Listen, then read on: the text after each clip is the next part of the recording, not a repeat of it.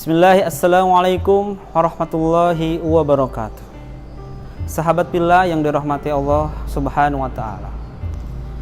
Allah menceritakan salah satu karakter manusia dalam surat Al-Ma'arij ayat 19 sampai 21. Innal insana khuliqa halu'a.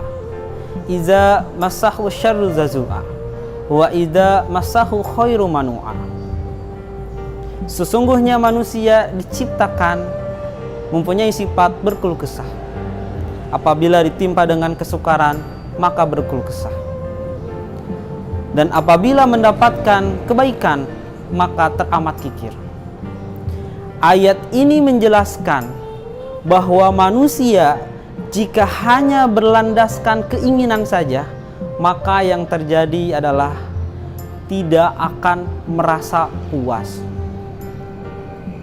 Bahkan cenderung hanya berkeluh kesah saja. Ia mendapatkan 1 juta, puluhan juta, bahkan ratusan juta, tidak akan merasa puas. Dalam Islam lebih mengajarkan kepada konsep fulfillment of need, yaitu pemenuhan kebutuhan. Dalam surat Al-Furqan ayat 67 dikatakan, wallazina iza anfaqu lam yusrifu wa lam yaqturu wa kana baina zalika qawama. Dan apabila membelanjakan harta mereka, maka tidak terlalu berlebih-lebihan dan tidak juga terlalu kikir, akan tetapi berada di antara keduanya, yaitu sesuai dengan kebutuhan.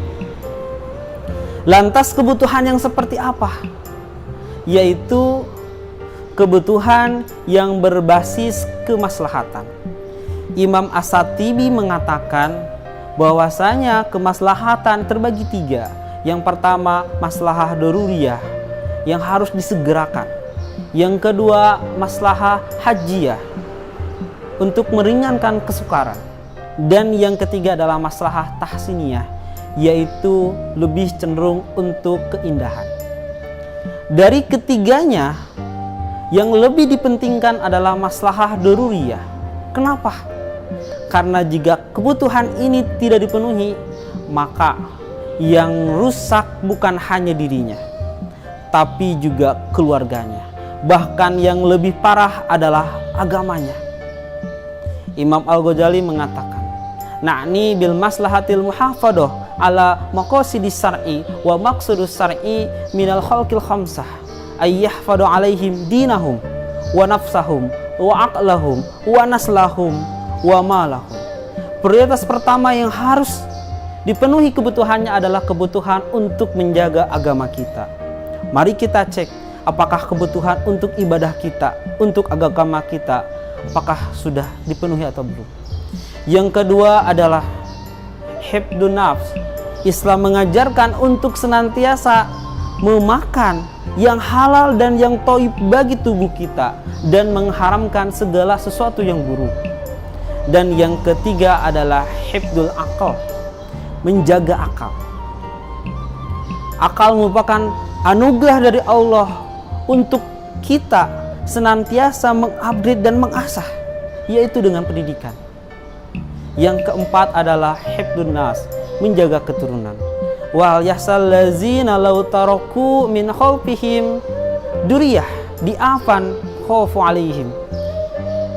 Maka harus takutlah kepada Allah seandainya kita meninggalkan di belakang kita keturunan-keturunan yang lemah imannya, lemah kesejahteraannya. Kenapa? Karena merekalah yang nantinya akan meneruskan ruku dan sujud kita kepada Allah Subhanahu wa ta'ala. Dan yang terakhir adalah hifdul mal, menjaga harta. Harta hakikatnya adalah titipan dari Allah. Maka seharusnya kita menjaga, kita mengelola sesuai dengan syariat Islam dan juga membelanjakan di jalan Allah Subhanahu wa ta'ala. Mudah-mudahan bermanfaat. Assalamualaikum warahmatullahi wabarakatuh.